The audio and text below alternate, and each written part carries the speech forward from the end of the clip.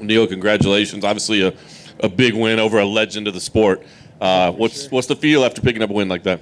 Man, it's like a bittersweet moment. I mean, knowing the kind of legacy Robbie Lawler carries in the sport, it feels amazing. The respect that I have for him is kind of disappointing, beating your hero, so to speak. But at the end of the day, I'm happy with the performance, and I'm excited to see what this does for my career. Yeah.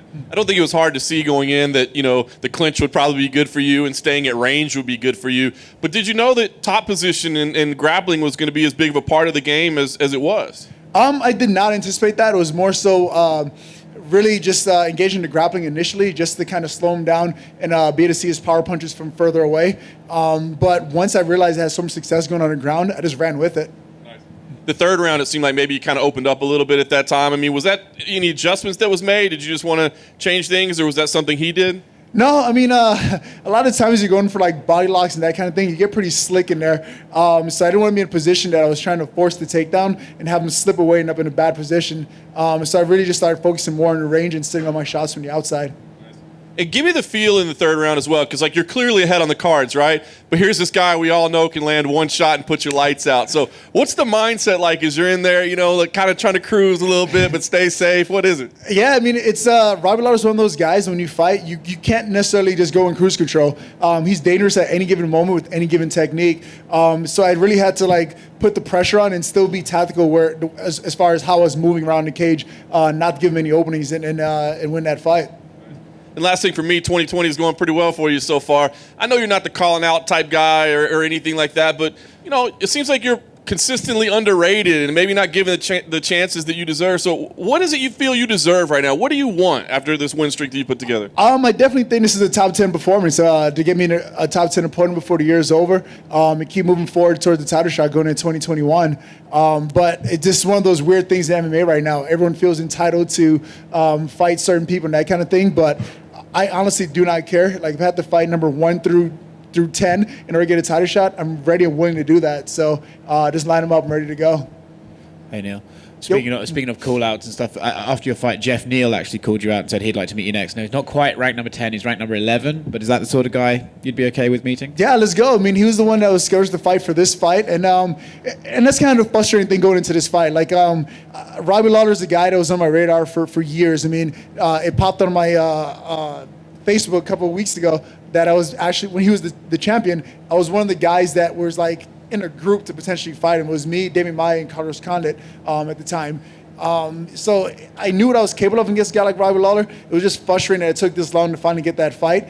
And the thing that goes with the fight like that now is everyone wants to say he's past his prime. He fought too late. He fought bad. No, I fought well. I went out there and did what I knew I could do against a guy like Robbie Lawler, whether it was tonight or 5 years ago. But fighting Jeff Neal, I think, secures it for me. Let me know I can take out these guys that are on hot win streaks and younger guys as well. Talking of Robbie Lawler, you've had a long career. We talk about the wins at welterweight and stuff like that. Is he the best name on your resume now? At this point, yeah. I mean, what he's accomplished in the sport, how long ago he was a champ and that kind of thing, he's definitely one of the highest guys that I've beaten so far in my career. Congratulations. Thank you. Neil, over here. Right here. Hey. So you're 3 in a row, 3 out of 3, undefeated since that year and a half off, man. I've been hearing so many amazing things from your teammates saying, man, Neil is the man. Nobody works harder than him. Is that what you can attribute to this amazing success? If so, what else?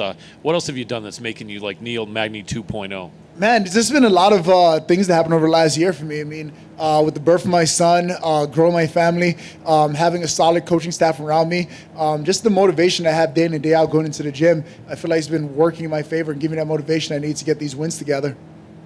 Excellent. How do you feel you fit into the top 10? I mean, I think it's clear that you deserve to be there. Do you feel like you should fight someone ranked ahead of you next? Or? Oh, 100%. I mean, I can't think of someone else as fighting the guys that I'm fighting this year and as active as I was this year. So, in my opinion, I definitely feel like I should be fighting one of those guys in the top 10 right away.